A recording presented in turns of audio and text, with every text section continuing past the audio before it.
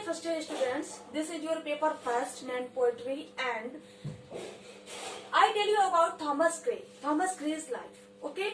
तो ये जो आपका पेपर है पोएट्री, ये आपका ऑब्जेक्टिव पेपर है, फर्स्ट पेपर है और इसमें मैं आप लोगों को थॉमस ग्रे की जो पोएम है elegy written in country churchyard उसको पढ़ाऊंगी। सबसे पहले मैं आपको इंट्रोडक्शन टू थॉमस ग्रे, जो थॉमस ग्रे की लाइफ के बारे में पहले बताऊंगी, क्योंकि थॉमस ग्रे की लाइफ के बारे में इसलिए जाना जरूरी है कि ऑब्जेक्टिव क्वेश्चंस में इस टाइप के क्वेश्चंस आएंगे। तो जो मेन पॉइंट्स हैं मैं वो आपको इनकी लाइफ के बारे में बता रही हूँ। तो सबसे पहला पॉइंट है, Thomas Gray was born in Cornhill, London on December 26, 1716।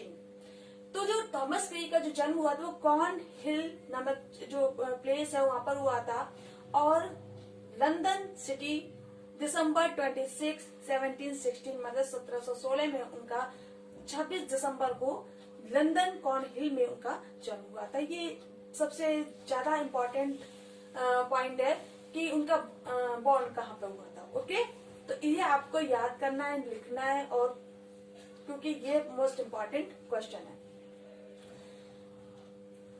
Second point है, he was the son of unsuccessful broker Philip grey.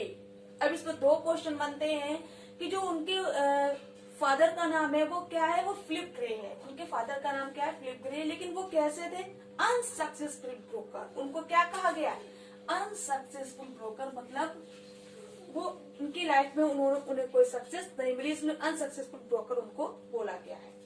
He was the only surviving child out of the 12 children of his parents. एक ये point देखिए, 12 children, उनके parents के कितने बच्चे थे, 12 children थे, उसमें से एक ये बच्चा था जो उनके पेरेंट्स के लिए जो सर्वाइव चाइल्ड कहलाया गया। ओके, थर्ड पॉइंट है, grey studied at Eton school. जो ग्रे की जो स्टडी है वो कहाँ पर स्टार्ट हुई, सबसे पहले एटन स्कूल से।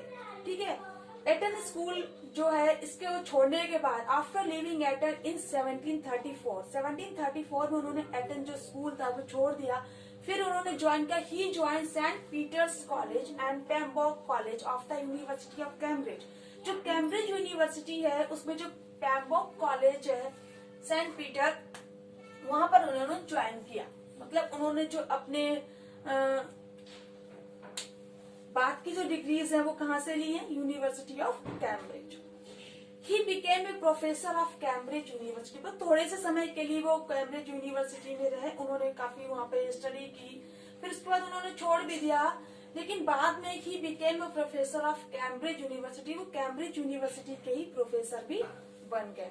वो पूछ सकते हैं कि वो किस यूनिवर्सिटी के प्रोफेसर थे, तो आपको 4 यूनिवर्सिटीज के नाम दिए जाएंगे, तो जिसमें से राइट आंसर होगा Cambridge university. Okay, he never married. सबसे अब ये पॉइंट ज्यादातर मोस्टली जो पोएट और राइटर्स है वो 3 और 4 मैरिज कर ही लेते हैं, लेकिन इनका एक ये देखिए, ही नेवर मैरिड, मतलब जो क्वेश्चन आता है कि उनकी वाइफ का नाम क्या है, तो वाइफ का कोई नाम ही नहीं, क्योंकि उन्होंने कभी शादी की ही नहीं। तो ही नेवर मैरिड, उन्होंने कभी भी शादी नहीं की, but was deeply attached to his mother. वो सबसे ज्यादा अटैच किससे थे, अपनी मदर से। तो अपनी मदर से इतने ज्यादा अटैच थे कि उन्होंने कभी शादी नहीं की।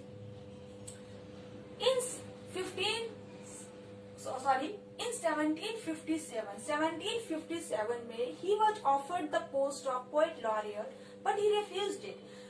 1757 में उनको कौन सी पोस्ट को ऑफर दिया गया, पोएट लॉरियर की पोस्ट को उन्हें ऑफर दिया गया, बट ही रिफ्यूज्ड इट, लेकिन उन्होंने उसको रिफ्यूज कर दिया, इनकार कर दिया इसको लेने से। ओके, ये बहुत ही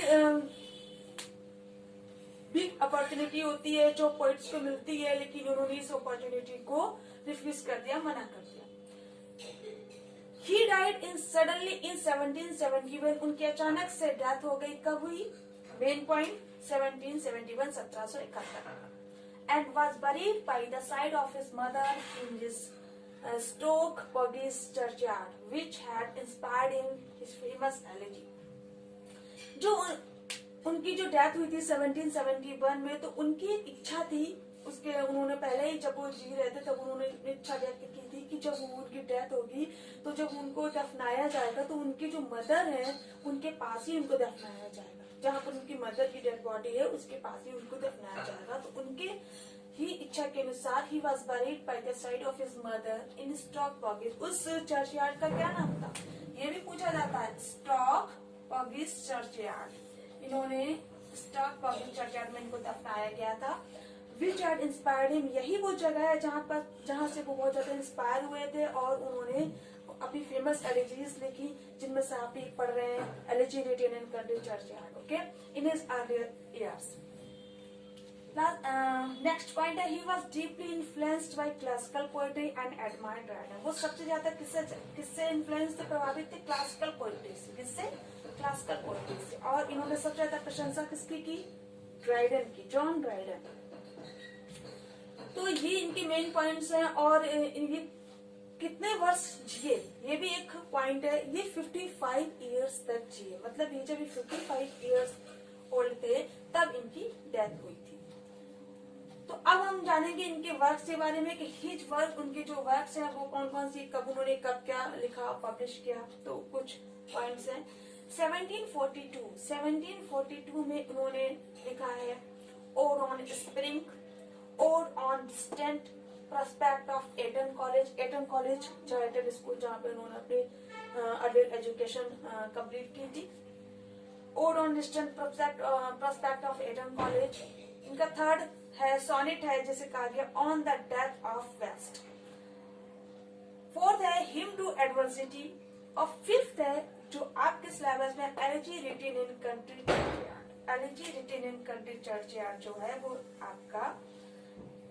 आपके सिलेबस में है। और ये एलिजी है जिन्होंने चर्चयार्ड में बैठकर इन्होंने शोक गीत, एलिजी जिसको हम शोक गीत बोलते हैं, और इन्होंने इस अपने ये स्टॉक पॉगिस जो चर्चयार्ड है यहाँ पर बैठकर इन्होंने लिखी थी, ओके। 1748 में इन्होंने लिखी on the death of favourite cat.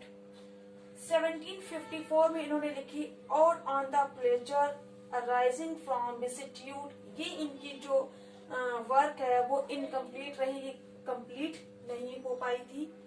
और 1754 में ही इन्होंने लिखी द प्रोग्रेस ऑफ पोएट्री, ये बहुत ही फेमस है। 1755 एंड 57 में इन्होंने लिखी द बर्ड। ये सब इनकी फेमस एलिजीज हैं जो इन्होंने लिखी हैं और ये आपको याद रखनी है। आपको ये सबसे मेन पॉइंट है कि 1742 में elegy written in country churchyard publish हुई।